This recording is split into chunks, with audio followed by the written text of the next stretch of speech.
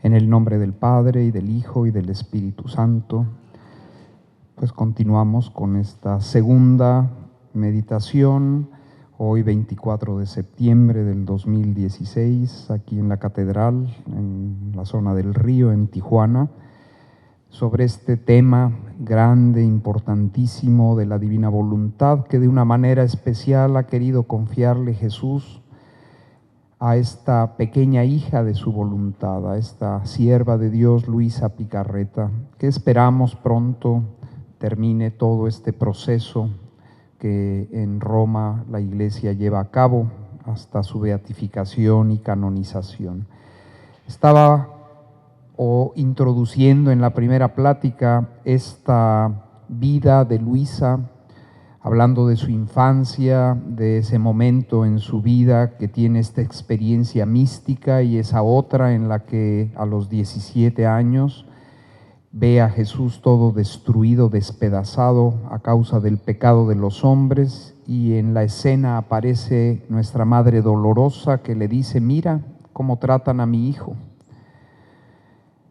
¿No quisieras ofrecerte como víctima de amor y de reparación para consolar a Jesús y para alcanzar y merecer gracia para quienes así lo maltratan?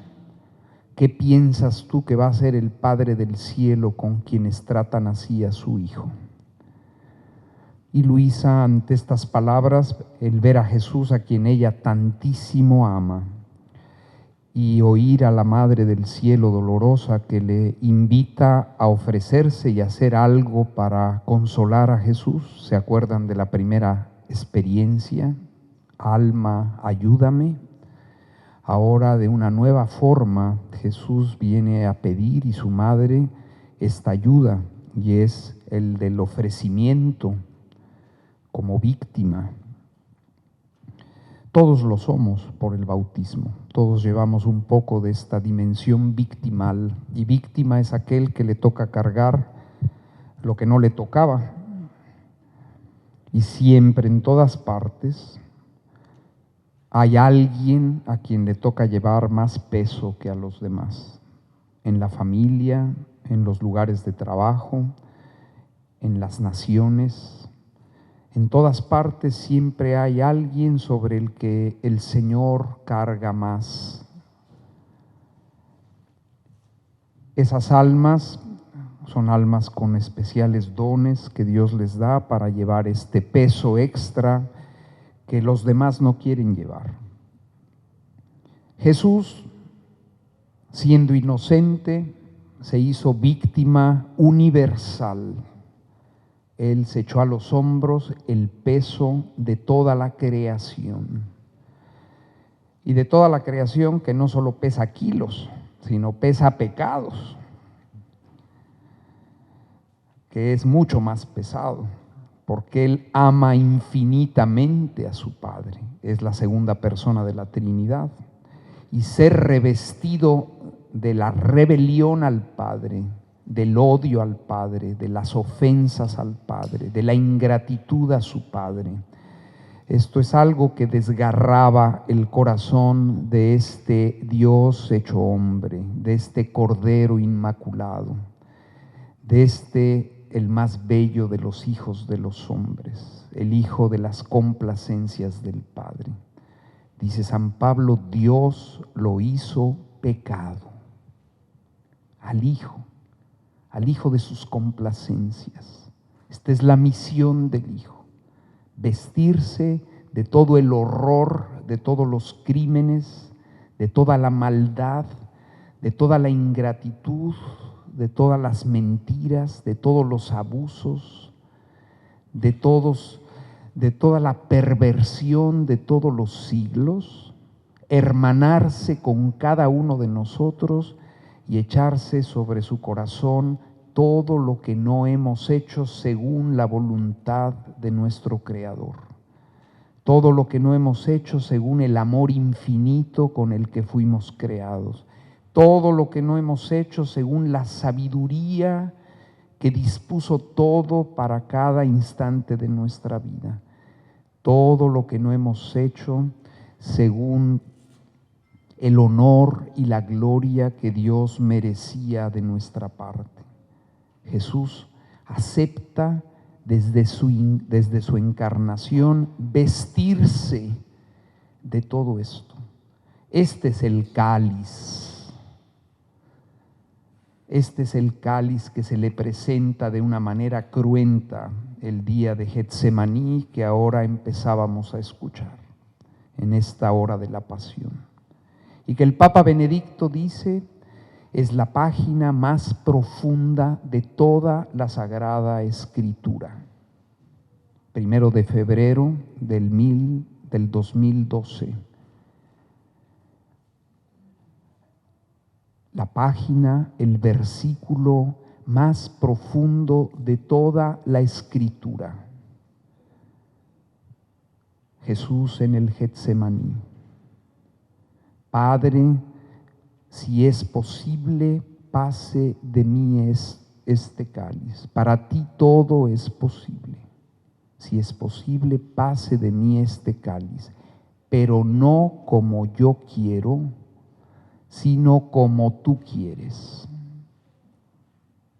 La página, el verso más profundo de toda la Biblia, que nos describe el drama del Hijo de Dios hecho hombre, que viene a cumplir la voluntad de su Padre, el nuevo Adán, que tiene como tarea recapitular todo, reordenar todo, expiar por todo, poner a salvo todo lo que el Padre le ha confiado. Y lo más doloroso de todo este cáliz es tu voluntad y la mía, tu voluntad soberbia, perezosa, envidiosa, lujuriosa, floja, que a pesar de que la misericordia de Dios la llama y la asiste para que corrija y venza todas esas tendencias, todo ese desorden, tu voluntad, como la de Adán y Eva, se alían con el maligno, se adhieren a la voluntad opuesta a la de Dios y se gozan en ella. Jesús tiene que abrazar estas voluntades rebeldes porque Él ha sido constituido cabeza del universo, primogénito de toda criatura, sumo y eterno sacerdote, redentor del mundo, víctima de expiación por todo y por todos. Y Jesús, cuando entra en este mundo, a eso vino, dice a su Padre, carta a los Hebreos: no has querido sacrificios ni ofrendas, me has dado un cuerpo. En el lenguaje bíblico es una naturaleza humana, un cuerpo y un alma, dotados de libertad, de inteligencia, de capacidad de ser amados, de amar, sentimientos, deseos, todo el tesoro de lo que es un ser humano, creado a imagen y semejanza de Dios. Me has dado un cuerpo. Esa palabra abraza todo lo que es el ser humano. Me has dado un cuerpo. Y heme aquí, Padre, que así como está escrito de mí en tu libro, yo vengo para hacer tu voluntad. Así estaba escrito en el libro del primer Adán y de Eva. Estaba escrito que ellos estaban en este planeta, eran creados y constituidos rey y reina del universo para hacer la voluntad de su Padre. Y la voluntad que hicieron fue la voluntad del padre de la mentira, del padre que es asesino desde el principio, del rebelde, del que es odio, del que es mentira. Esa es la voluntad a la que se adhirieron los primeros padres. Y por eso tiene que haber un nuevo Adán y una nueva Eva, que vuelven a poner en orden todas las cosas. Esta es la misión del Verbo encarnado, del Mesías: recapitular todo, de modo que en él el Padre del cielo lo vea todo nuevamente en orden, y el Padre reciba perfecto honor y gloria a nombre de todos por los siglos de los siglos. Pero esto a ese Cordero Inmaculado no fue gratis. Él, que es el amor y la correspondencia y la imagen increada del Padre, la belleza infinita, Él tiene que vestirse del horror de todas las rebeliones, de todas las criaturas del cielo y de la tierra, para poder dar a su Padre el honor y la gloria que todos por justicia le debemos. Así que Jesús tiene que tragarse el cáliz que eres tú y yo, Adán y Eva, los espíritus rebeldes y todo cuanto existe, tiene que hacer lo suyo. Le traemos solo veneno de muerte, y con su divinidad y fidelidad a la voluntad de su Padre, revertirlo todo, recrearlo todo, reordenarlo todo, expiarlo todo, satisfacer por todo y por todos. Por eso Él es la víctima universal.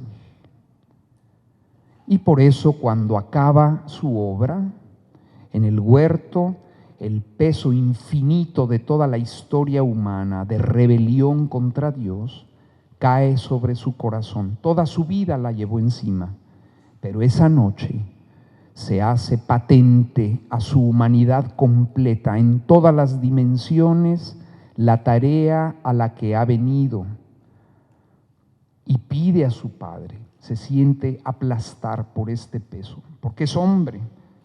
Y como hombre tiene que pagar por todo y por todos. Si es posible, Padre, pase de mí este cáliz. Y dice el Papa Benedicto, con esa triple afirmación de Jesús: pero no mi voluntad, sino la tuya se haga. Esas voluntades de esos hijos pródigos que son Adán y Eva, tú y yo, y todas las criaturas que no hemos sido fieles a Dios ni a su voluntad, con esa triple afirmación que Jesús hace, nos vuelve a encerrar en el corazón de su Padre. Vuelve a poner en orden todas las cosas. Y el Papa dice, comentando esto, 1 de febrero 2012, audiencia del Papa Benedicto. Esa noche, Dios, el Verbo hecho carne, con su entrega, nos hizo divinos. Palabras del Papa Benedicto. Esa noche fuimos divinizados los hombres. Esa noche fuimos liberados. Esa noche fuimos redimidos. Esa noche la tierra se volvió cielo. Este misterio de infinito amor y anonadamiento del Verbo, que Él vive toda su vida, pero acá en la pasión, las últimas 24 horas de su vida, de manera cruenta. Este es el corazón de la historia, del universo. Aquí se encierra todo. Por eso esa noche, a diferencia de tantas otras noches en las que Jesús se iba solo a rezar, se subía a la montaña o se iba al desierto, se separaba de sus discípulos y apóstoles, esa noche no. porque ahí hay un misterio.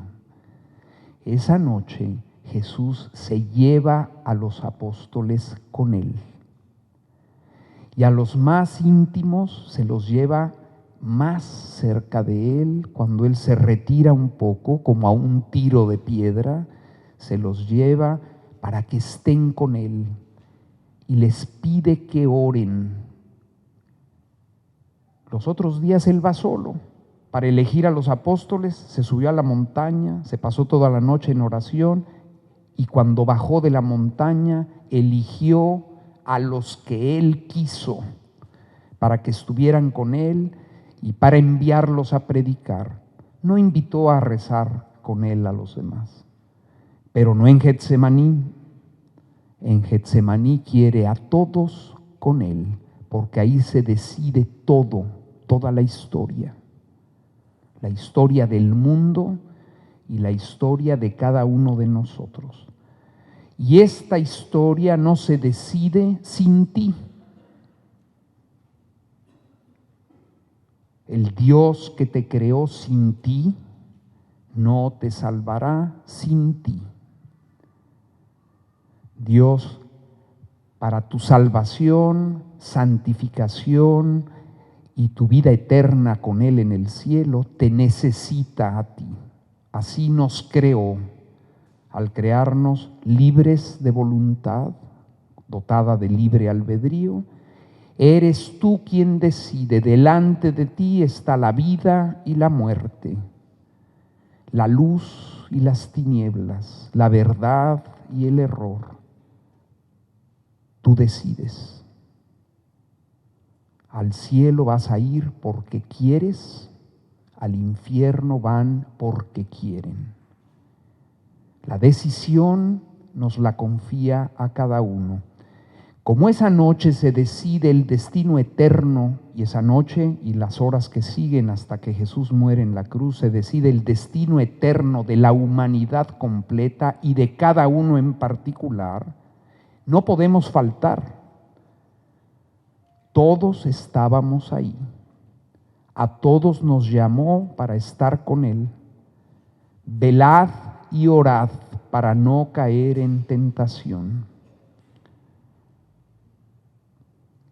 El espíritu siempre está pronto, pero la carne, tu humanidad, cuerpo y alma, con esta herida de la concupiscencia, que no es pecado, pero te induce al pecado, te invita al pecado, te jala como la fuerza de gravedad hacia lo bajo.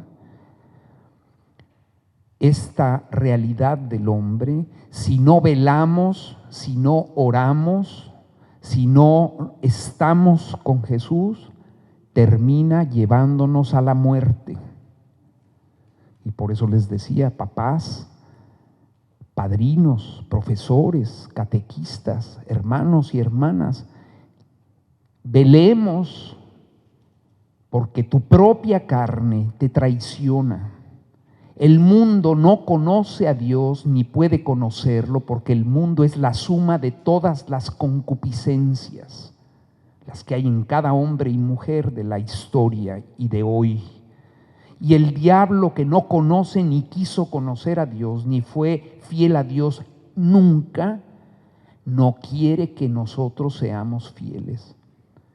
Así que si nosotros no trabajamos con atención, a Luisa le repetirá miles de veces: Luisa, sé atenta, sé atenta. Tenemos que estar atentos, porque el diablo, el mundo y nuestra propia concupiscencia no nos impulsan a la comunión con Dios, sino a la separación de Dios. Y si no cuidamos la vida eterna que se nos ha confiado, la perderemos. Dios no quiere que la pierda. La voluntad de Dios es que todos se salven y lleguen al conocimiento de la verdad. Pero esto no ocurre automáticamente. Ocurre si yo hago mi parte. A los que crean y se bauticen, se salvan. Al que me abra, entraré y cenaré con él y él conmigo. A quienes lo recibieron les dio el poder de llegar a ser hijos de Dios. Al que pida se le da, al que busca encuentra, al que toca se le abre. Es decir, en el plan que Dios tiene al habernos creado, el orden de la creación del ser humano, es que el infinito amor y don que Dios nos ha dado de existir y de ser llamados a la comunión con las divinas personas para vivir con ellas eternamente, esto no ocurre si tú no haces tu parte. Como se jugaba en el Getsemaní el destino eterno de toda la familia humana, porque para eso fue enviado el Verbo, estaba todo perdido, y Él es enviado por el Padre para que todo el que crea en Él no perezca, sino que tenga la vida eterna. Como estaba todo en juego, entonces teníamos que estar ahí. Y nos llama con Él, nos llama para compartir con Él el misterio este de la reconciliación de todas las cosas con su Padre, porque tú tienes una parte en esto, al menos la tuya. Tu parte personal de reconciliación con Él no se realiza automáticamente, se realiza con tu consentimiento, con tu fiat, con tu hágase, Padre, lo que tú quieres, como tu hijo. Aquí estoy para hacer tu voluntad. Tu voluntad me quiere dar el perdón, me quiere reconciliar contigo, me quiere hacer semejante a ti, me quiere perfecto como tú eres. Yo quiero, yo lo quiero. Eso es lo que está escrito de mí en tu libro, pues yo vengo a eso, a cumplir tu voluntad, no la mía. El mundo moderno y posmoderno va al caos porque los hombres de hoy y las mujeres estamos haciendo lo que nos pega la gana. Hemos abandonado a Dios, su evangelio, la verdad y el sentido común. Vamos al matadero, los hombres. Vamos a precipitarnos en el vacío. El Señor quiere y hará toda la misericordia que pueda, pero hay un límite a eso. Y el límite es tu respuesta personal. Dios no te va a salvar a la fuerza. Dios te salva si quieres ser salvado.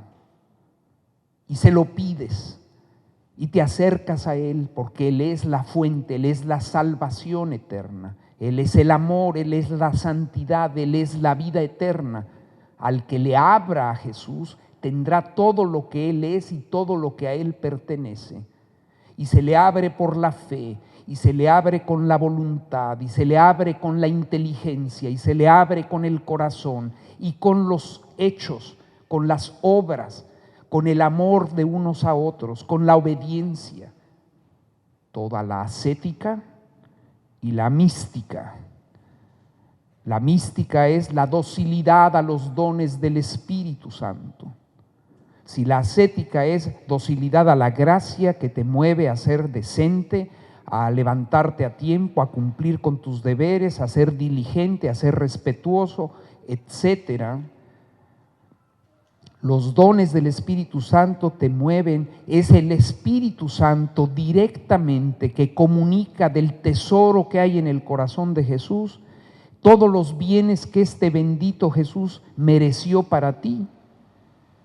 Te los comunica el Espíritu directamente y Él es el protagonista y tú trabajas con Él. Estos son los verdaderos hijos de Dios en el sentido de que son adultos en su fe. A los niños hay que estar jalándolos para que hagan las cosas, convenciéndolos de que hagan lo que tienen que hacer. Y todo el día están chillando y llorando y caprichosos, y es un sufrimiento cuando se mantiene este espíritu no malvado, pero esta resistencia a colaborar con las cosas como son buenas y ordenadas para que produzcan buenos efectos. Los adultos, cuando lo son de verdad, son responsables, son colaboradores, son solidarios, son respetuosos, son amables y lo hacen de corazón. El Espíritu Santo quiere llevarnos a esta condición de adultos en la fe. En este peregrinar hacia la casa del Padre, el Espíritu nos quiere diligentes, colaboradores con Él, dóciles a su acción, que escuchamos las palabras que Él nos dice y las ponemos en práctica. Luisa entonces vive estas experiencias místicas y desde niña, jovencita, es invitada a ofrecerse como víctima, es decir, a participar de esta obra que Jesús realiza de la redención de todos los hombres. Ya dije que a todos los niveles, en la vida diaria, en la vida de familia, en la vida del trabajo, en la vida de la iglesia, en la vida de las naciones, Dios ha repartido la carga del peso de todo lo que es el vivir del ser humano sobre la tierra y de su crecimiento espiritual y humano, lo ha repartido como a Él le ha parecido bien. Y en esa repartición, así como pidió a su Hijo que Él se cargara el peso de todos los siglos, pues algunos hermanos especiales de su Hijo les pide que se carguen con un especial peso para ayudar a sus hermanos. Y ustedes, si miran un poco a toda la historia humana, verán, y Jesús se lo dice a Luisa, siempre he tenido en la historia de los hombres, siempre he tenido a uno sobre el que he puesto en sus espaldas el peso del mundo entero, como un reflejo de lo que Él haría o de lo que Él ha hecho. Así pasó en tiempo del diluvio. ¿Sobre quién puso el peso del mundo el Señor? Lo puso en las espaldas de Noé, y de alguna manera participaron de ese peso esa familia, que puso a salvo la familia humana. En tiempos de Abraham, ¿sobre quién puso el peso de la historia el Señor?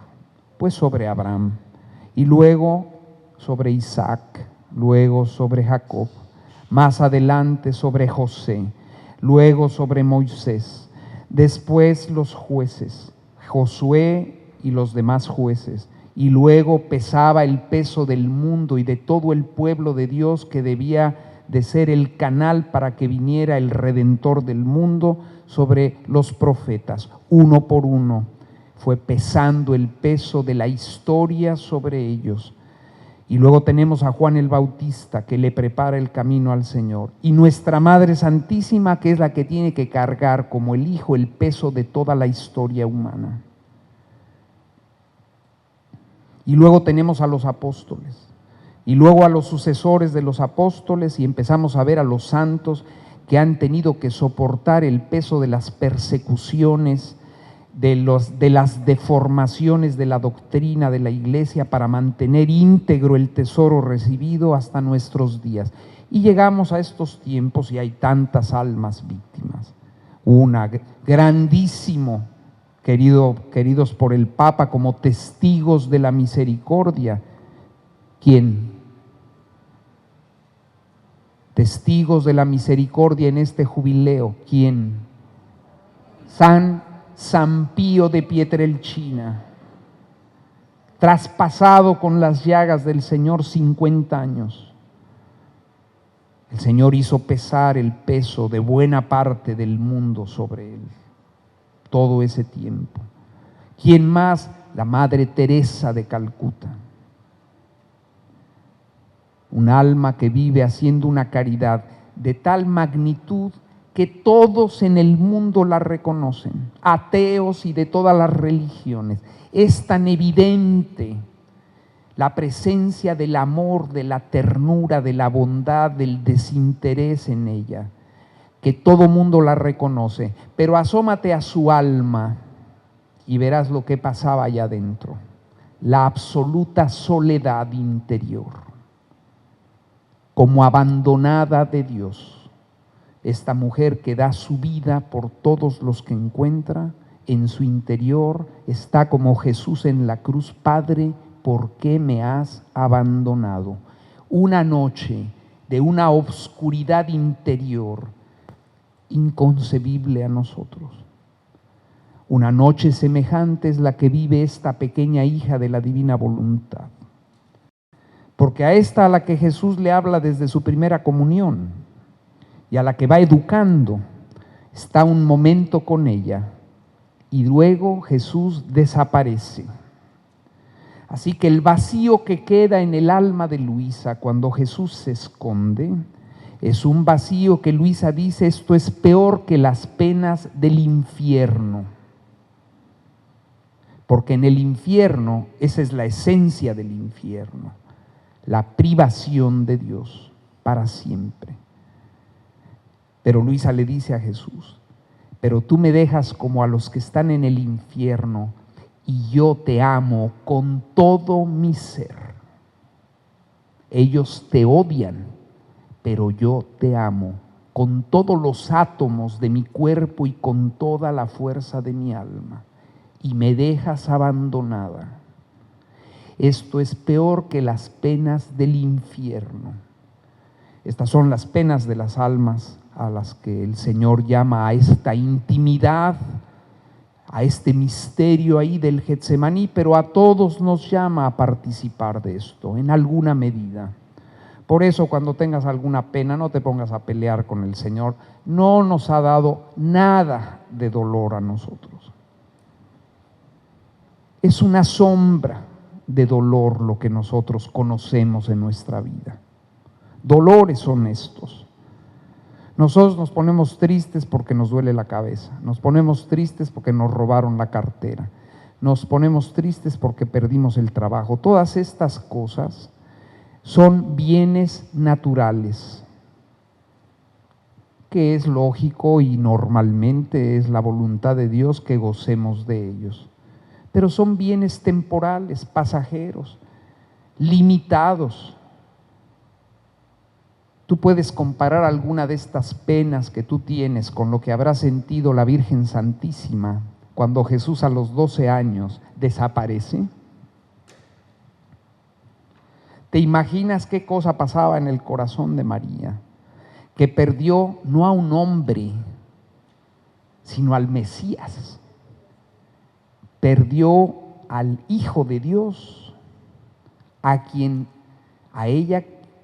el Padre se lo había confiado. El Padre eterno le había confiado a su Hijo, el Hijo de sus complacencias, y se le perdió.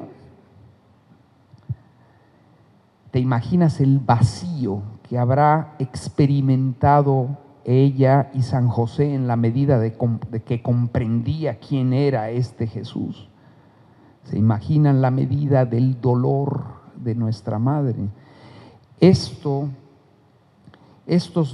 privación del Señor es una de las dimensiones de la vida cristiana. A nosotros, que somos tan pequeñitos y limitados, solo en un grado muy pequeño el Señor nos participa de esto, porque no podemos soportar más.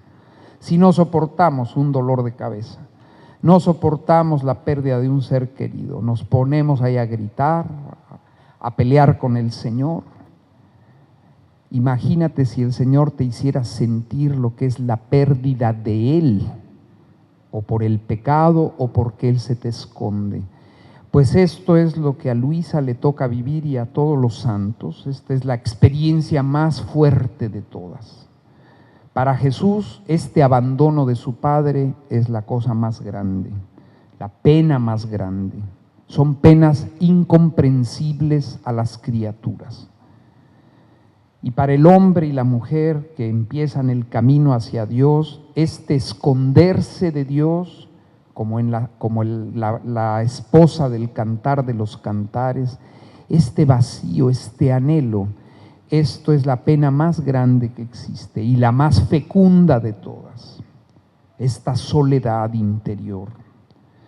Así que Jesús esa noche llama a los suyos, y repito, esto es lo que es la vida de Luisa.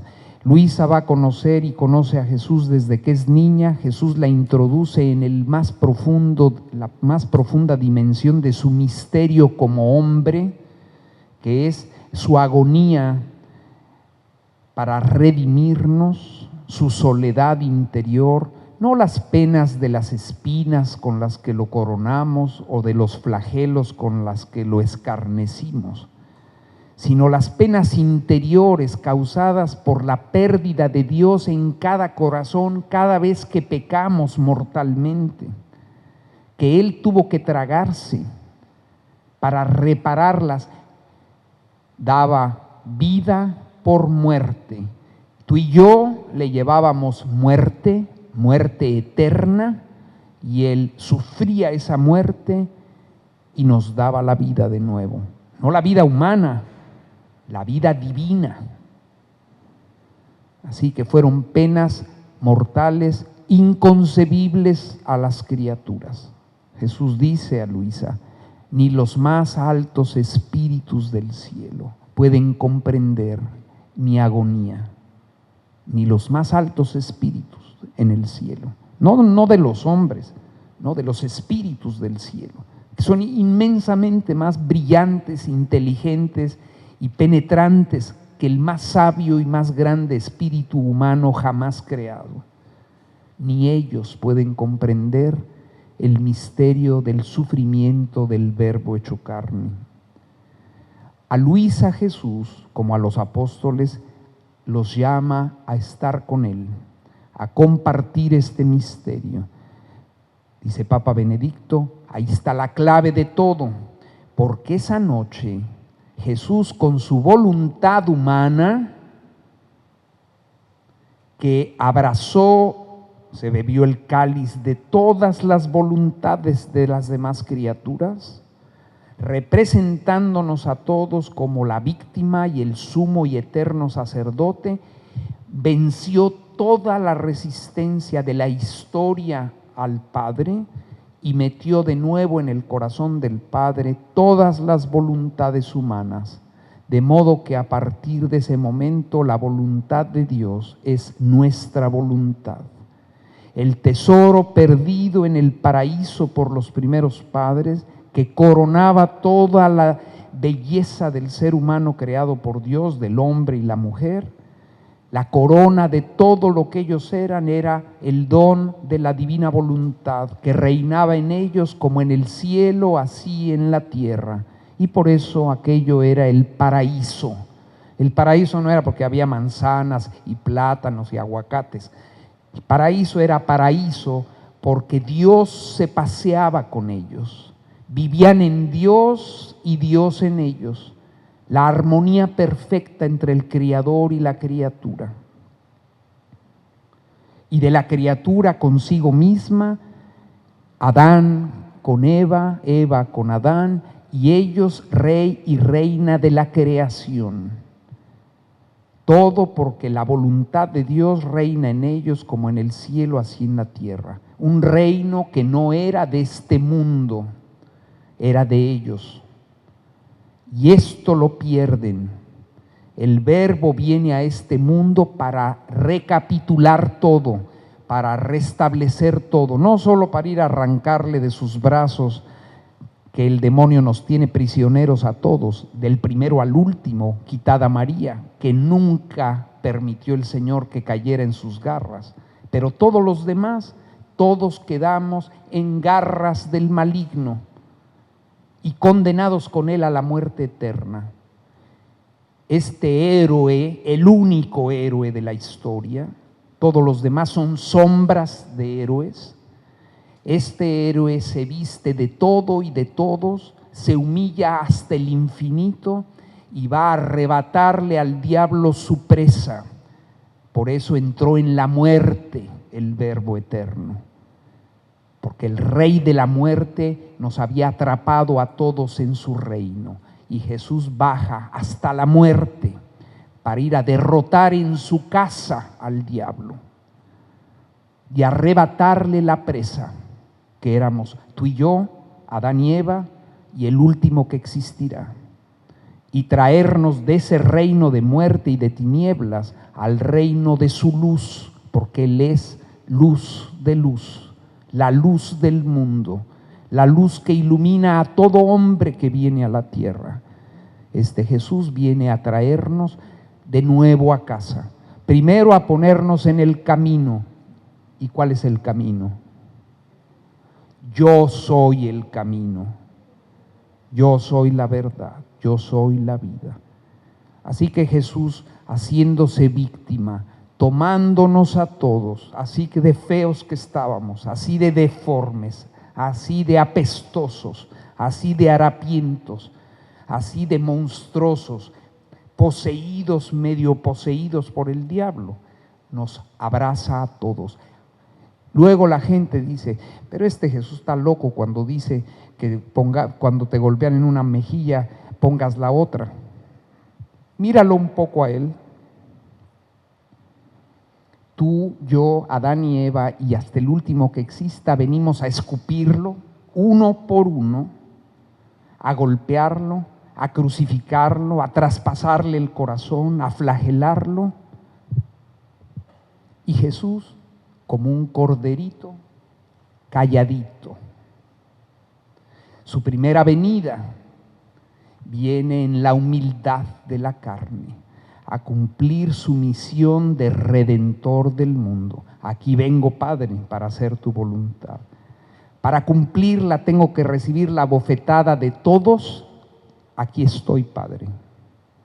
Lean al profeta Isaías, al profeta Zacarías, cómo describe a este Mesías, que se viste de todas nuestras enfermedades, de todos nuestros males, de todos nuestros pecados, y cómo empiezan a golpearlo y a bofetearlo como lo cuenta el profeta, y dice, y yo no moví mi cara. Dios me dio una cara, un rostro como de pedernal para poder soportar toda esta golpiza que es tan grande, que dura desde la creación del mundo hasta el fin del mundo. A Luisa le dice, hija, mi pasión, mi cruz es tan grande que no cabía en el espacio y el tiempo. Mi cruz es tan grande que tuve que vivirla en el ámbito de la eternidad. ¿Y sabes tú cuál era mi cruz? No la de madera que me dieron los judíos solamente. Mi cruz es la familia humana. Mi cruz es cada uno de ustedes, cada instante de la vida de cada hombre y mujer de la historia. Esa es la cruz que mi Padre me dio a cargar.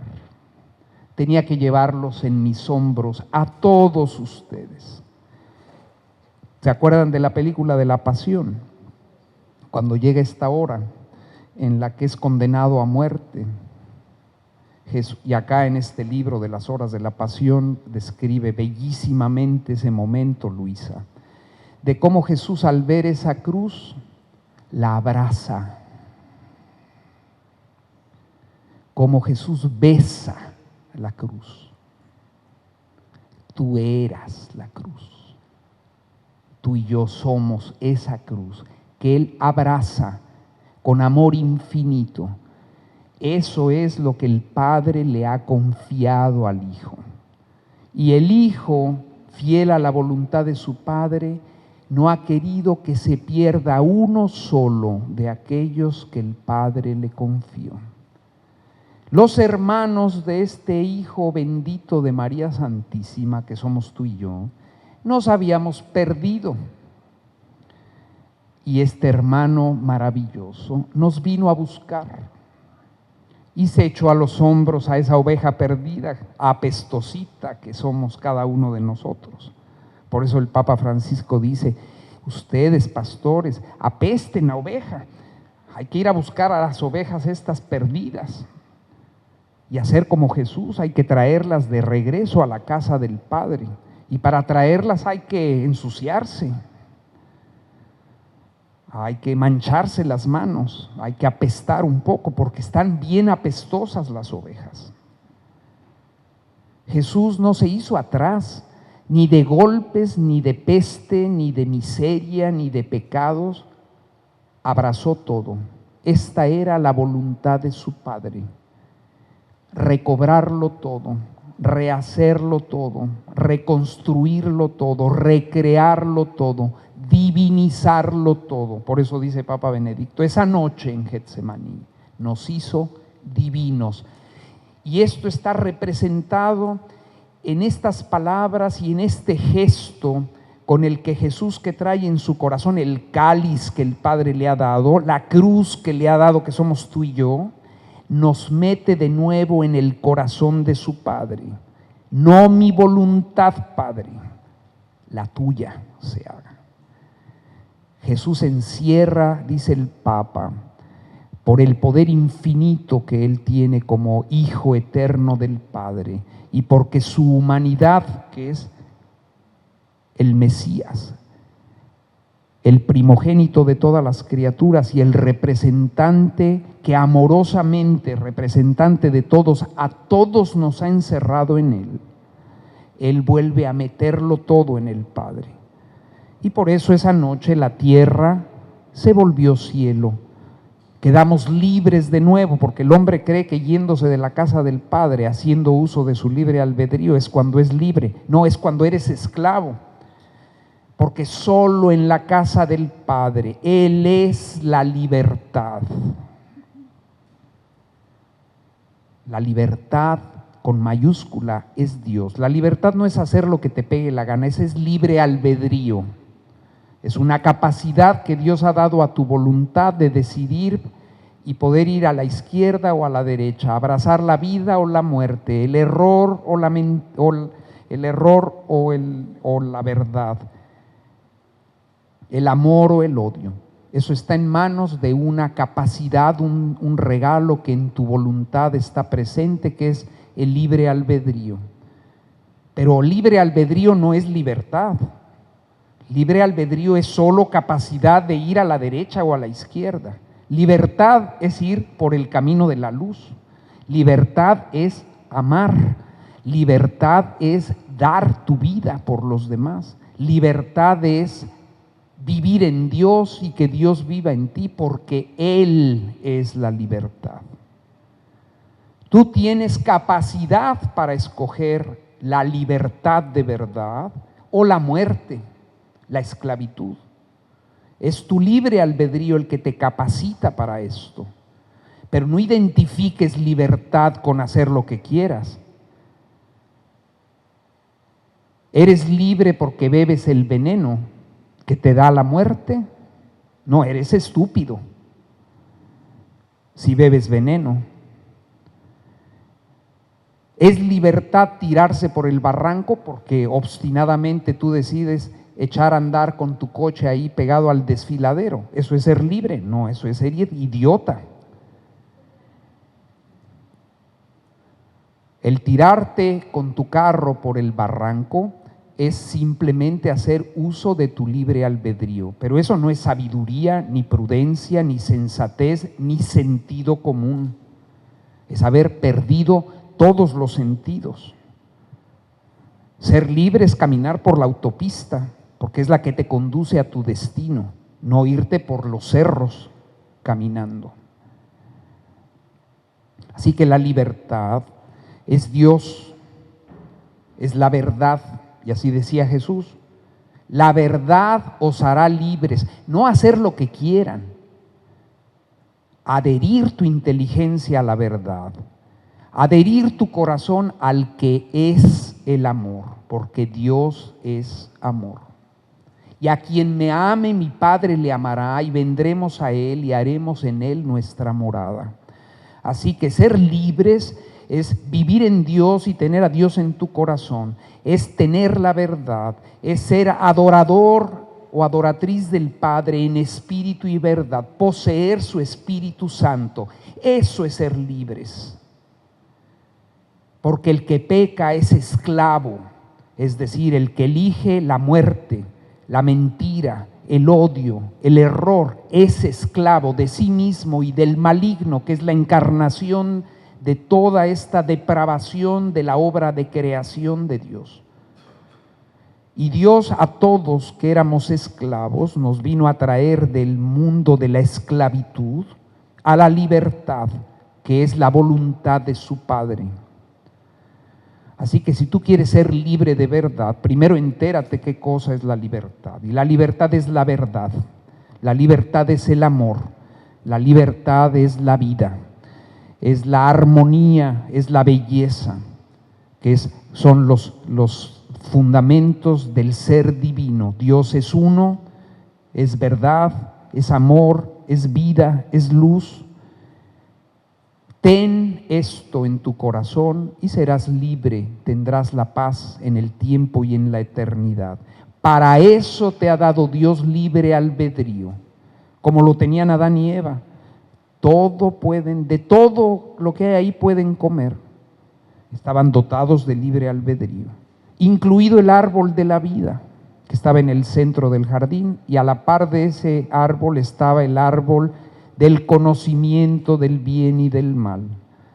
Les dijo, de ese otro árbol no coman. Si comen de ese árbol, ciertamente moriréis. Y el diablo les dijo, no le hagan caso, los está engañando Dios, es celoso.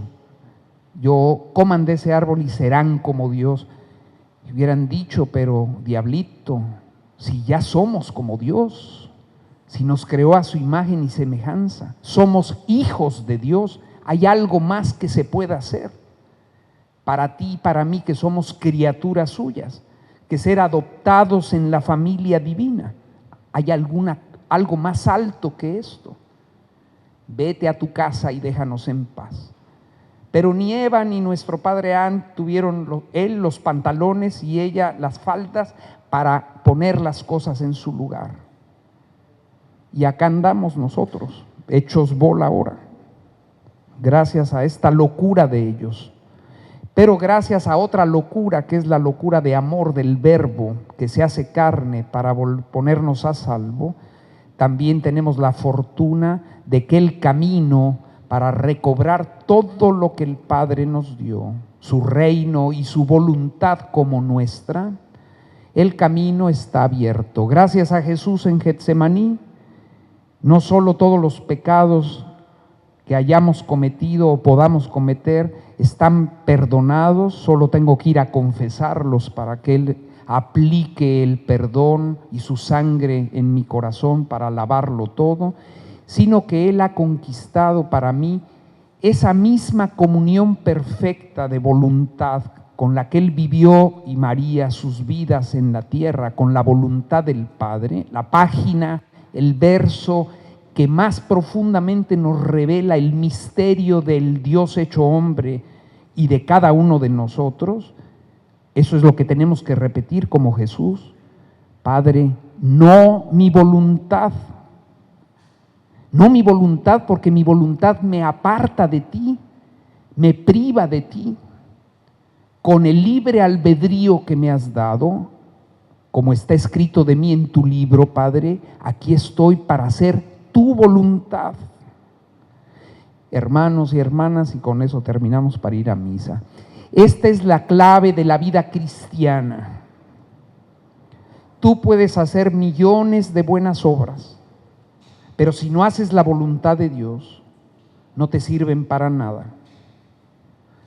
Esta santa, testigo de la misericordia de Dios, a quien tuve la gracia de conocer como a Papa Juan Pablo II, yo ayudaba en su casa en Santa Fe, en la Ciudad de México. Y me tocó organizar la visita 2 veces por 2 años de la Madre Teresa, que venía a la casa. Y luego nos reunía a los que colaborábamos ahí, ayudábamos de alguna manera. No era sacerdote todavía. Y la Madre Teresa nos decía en estas pláticas o esta pequeña meditación que nos ofrecía esas 2 ocasiones a los que ayudábamos. Dice: ustedes saben que aquí acogemos a los más pobres de los pobres, a los que nadie quiere, a los últimos. Y les agradezco que vienen a colaborar para dar ayuda. pero no quiero en esta casa a ninguno de ustedes si para venir a ayudar a estos más pobres de los pobres dejan de cumplir la voluntad de Dios en su casa. No los quiero aquí. Cuando hayan cumplido sus deberes en casa, vengan a ayudar. No al revés. Esa no es la voluntad de Dios. Es una lección muy importante para entender cómo es muy fácil hacer muchas cosas buenas. Tenemos otro ejemplo evangélico. Tenemos a nuestra querida Marta. Y nuestra querida Marta, amiguísima de Jesús, como su hermana María y Lázaro, cuando Jesús venía a visitarlos, al menos una vez, Marta andaba muy afanada en muchas cosas, perdió la paz y entonces se puso a echarle tierra a su hermana y le fue a dar órdenes a Jesús, hasta tal punto se perdió el equilibrio Marta, que santa, pierde el equilibrio, pierde la paz y se mete a darle órdenes a Jesús. Y Jesús le dice: Marta, Marta, muchas cosas te inquietan, te afanan, una sola es necesaria. María, tu hermana, ha escogido la mejor parte y no le será quitada. Y la mejor parte era Él, era la voluntad de Dios. No era hora de preparar de comer al Mesías, era hora de escucharlo. El Verbo, la palabra eterna que creó el universo, quería descansar en Marta y María, hablándole, porque el Verbo, como pasa hoy en el mundo, nadie quiere oírlo. Vayan a la ONU a ver si ahí quieren escuchar a Jesús. Vayan a los que gobiernan las naciones a ver quién quiere oír a Jesús.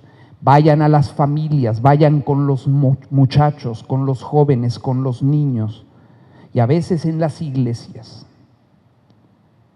No queremos que hable, que esté callado, y si lo podemos expulsar para que ni siquiera el recuerdo de él esté cerca de nosotros, mejor. Por eso Jesús, cuando se ve así rechazado por sus criaturas, por sus hermanos y hermanas, busca descanso y quiere alguno que se eche a sus pies y lo oiga. Él es el maestro de los maestros. Él es el Señor, Él es el único Rey y Señor del universo. Tu Creador, tu Redentor, que te ama infinitamente, que la eternidad no le alcanzará para contarte cuánto te ama y quién es Él y de qué cosa te quiere hacer partícipe, y cuán grande es su perdón y su misericordia y su belleza. Quiere hablar contigo, no quiere tratarte como a un siervo, porque los siervos no saben lo que hace su Señor. A ustedes les llamo amigos, porque les he dicho lo que he oído a mi Padre, porque esa es la vida eterna, que te conozcan a ti, Padre, y a tu enviado Jesucristo. Jesús quería esa tarde que Marta oyera estas palabras de vida eterna, y Marta andaba con las cazuelas y los frijoles. Y además afanada, inquieta, había perdido la paz, y viene a regañar a Jesús y a decirle oye, tú no te das cuenta de las cosas, Señor. Mira lo que está pasando, esta me ha abandonado, en vez de ponerse a cocinar junto conmigo, para preparar la comida, para que comas tú luego muy rico. Está ahí a tus pies. Marta, Marta.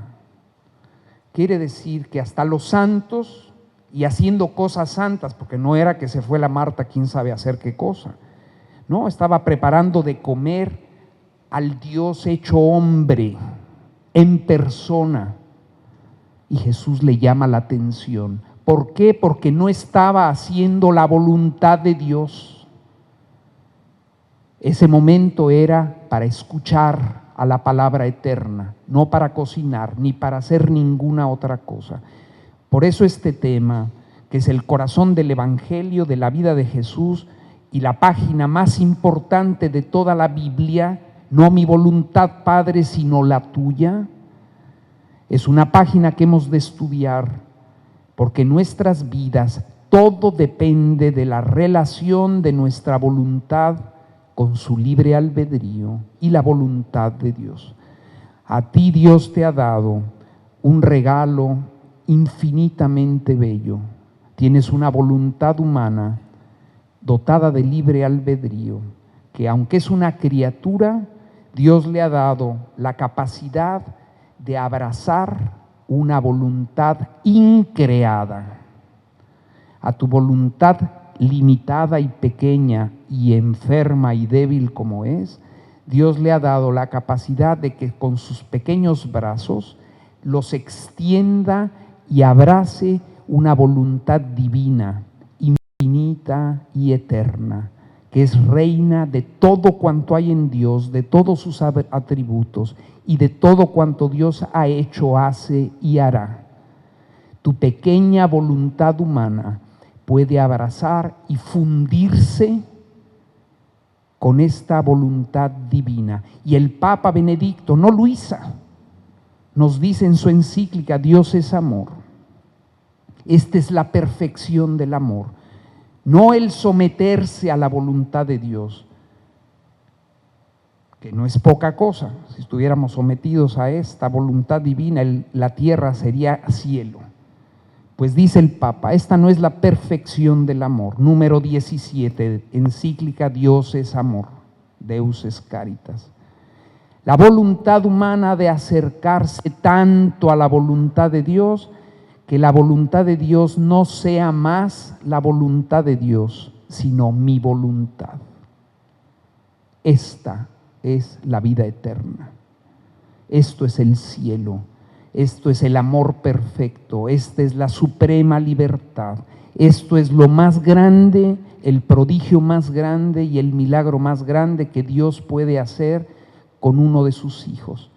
Hacer que la voluntad eterna de Él, que es la vida de las tres divinas personas, la depositaria de todo lo que Dios es y de todo cuanto Dios ha hecho y hará, que su voluntad sea tu voluntad. Es el cumplimiento de la oración de Jesús, la última cena.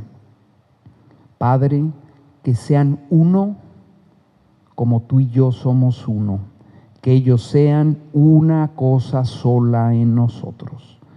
La unidad de la voluntad de Dios con la nuestra. Esta es la meta. Para eso fue creado el hombre y la mujer. Para eso vino el Verbo a la tierra. Esta es la suprema obra del Espíritu Santo. Supera todos los carismas y dones. Este es el más grande milagro que Dios puede hacer. Hacer que tu voluntad, dotada de libre albedrío, libremente y continuamente viva animada por la voluntad eterna de Dios. Esta es la meta y esto es el cielo. Y Dios nos enseñó a pedir en el Hijo que la voluntad de Dios se haga en la tierra. Y la tierra no es Nueva York o Tijuana, la tierra eres tú. Tu cuerpo, tu alma, tu voluntad, tu inteligencia, tu corazón, tus deseos, tus sentimientos, tus pasos, tus latidos, tu vida, tu familia, tus decisiones.